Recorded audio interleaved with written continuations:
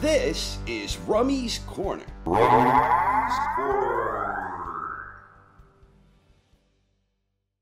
Good evening, boxing fans, and welcome to Part 7 of the Boxing Survey series. This open survey was conducted in the Classic section of BoxingForum24.com, and 24 volunteers participated. Each of them provided a top 15 list for each of the traditional 8 weight classes. Today we will be exploring the light heavyweight division. I did not personally participate in the survey as I did not want my opinions to influence the final outcome. This is the scoring system, 100 points for a first place vote, and so on according to these point values. With 24 participants, the most points any individual boxer can accumulate in any given weight class is 2,400. Let's quickly review the top 10 results in the light heavyweight survey.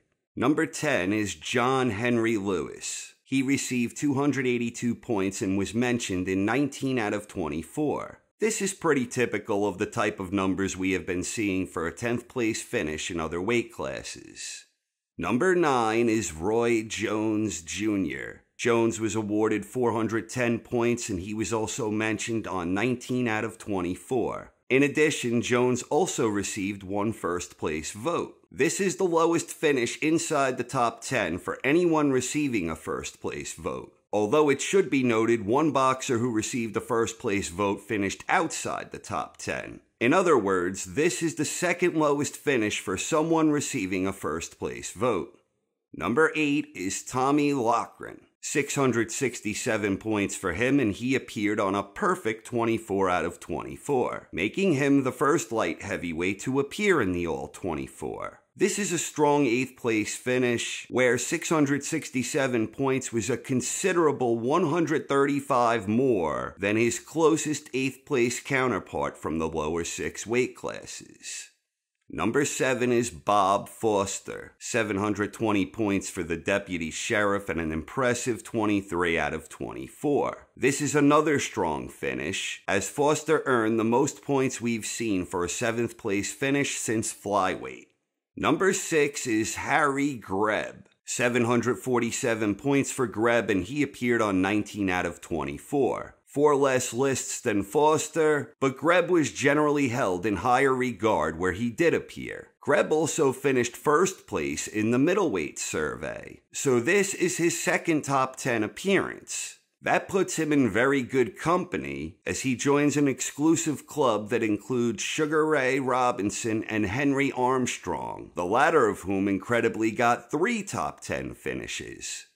Number 5 is Sam Langford, and this is an interesting case. Langford had 790 points, and he also received 2 first-place votes. But amazingly, Langford achieved these numbers while only appearing on 13 out of 24. This is the first time in the entire survey that someone who finished inside the top 5 did not receive at least 21 mentions. So all of the other top 5 finishes got at least 8 more mentions than Langford.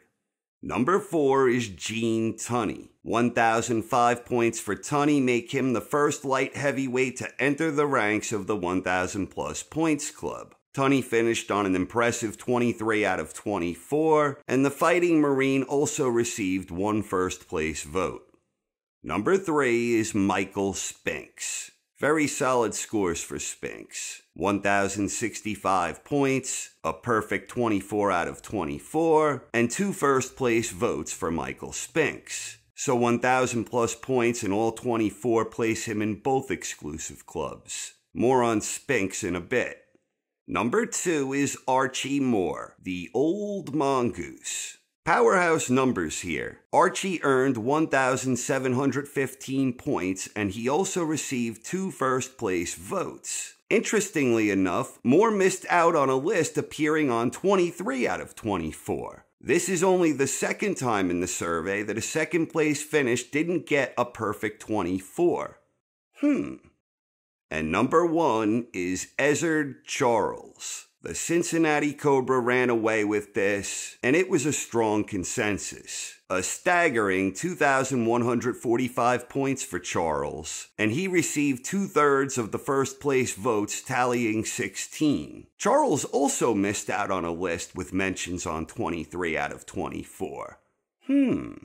That means that Ezzard Charles is the only first place winner who didn't unanimously appear on all 24. So this is the entire top 30 statistical breakdown for the light heavyweight survey. The first thing that really jumped out to me is there are a lot of oddities going on here that we haven't seen previously. For starters, this was the first time that neither of the top two guys finished on all 24. In the cases of Archie Moore and Ezzard Charles, this is a real head-scratcher for me. And I'm not saying this to criticize any of the participants. Everyone has their own views, and the criteria for these surveys was largely open to interpretation. Things like this can simply be the result of a mere oversight or something of that nature. This isn't the first time an elite boxer wasn't on all 24, but it jumps out more here in the light heavyweight survey because of who we're talking about. The old mongoose? Outside of someone's top 15? The Cincinnati Cobra not in the top 15?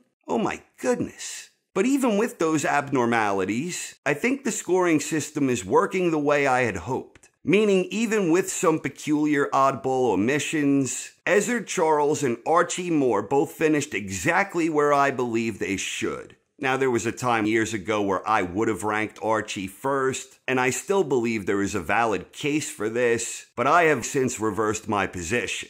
I think Ezzard belongs at the top here, and that's another unusual thing going on here. First place votes were divided among 6 different boxers. So while most people generally agree with Ezzard Charles being the best, the dissenting voices are far less concentrated, meaning those who do not believe Ezzard was the best, those people are very divided over who is. Prior to light heavyweight, the most different boxers receiving first place votes was 4, and that happened at flyweight, bantamweight, and middleweight. Here, it was 6. Then we have the fact that this is the only time in the survey that we only had one member in both exclusive clubs, and it was third place finisher Michael Spinks, 1,000 plus points in all 24. Previously, we usually had 3 that were in both exclusive groups, and once we had 2. But here at light heavyweight, Michael Spinks was unique in being the sole member of both. Furthermore, Spinks having a career that was relatively recent makes this even more intriguing on another level. Then, as I mentioned, the Sam LANGFORD case. Top 5 finish, but he only received mention on just over half of the lists. I think these unique totals can best be described by the fact that LANGFORD is one of those guys who generally tends to be viewed by his entire body of work, which spanned across 5 of the traditional 8 weight classes. LANGFORD's greatness cannot be denied, but placing him in the context of a single division can be a little difficult. In this survey, those who did mention LANGFORD held him in extremely high regard. On the whole, I think this is another pretty good list. Once again, I tend to think the correct 4 names are at the top, and I find nothing truly objectionable here. I don't think there was a whole lot separating a lot of those boxers between Jones Jr. and Bivens. I think a good case can be made that Harold Johnson belongs in the top 10. And then looking at the right side, I can't shake the feeling that Matthew Said Muhammad belongs somewhere on the left side. But this time, the thing that really jumped out to me is we've seen a lot of things in the light heavyweight results that we have not seen elsewhere. And I don't expect we will see these types of things going on at heavyweight, but perhaps I'm speaking too soon.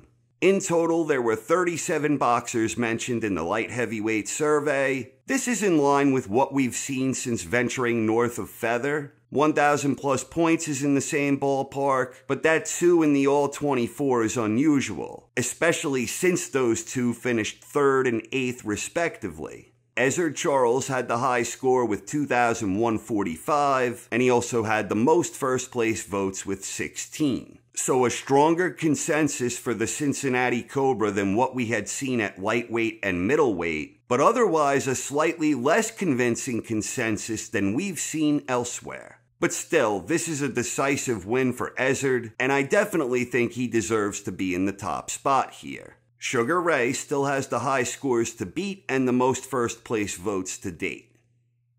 That's it for this one. Next up will be the last divisional survey when we explore the heavyweight division, so just one weight class left before the final all-time survey. Once again, a special thanks to the 24 participants who took the time and effort to create and submit their survey lists. Without them, there would be no survey. Please share your thoughts on the light heavyweight results in the comments section. Thanks for watching, everyone. I hope you enjoyed, and have a wonderful night. This is Rummy's Corner.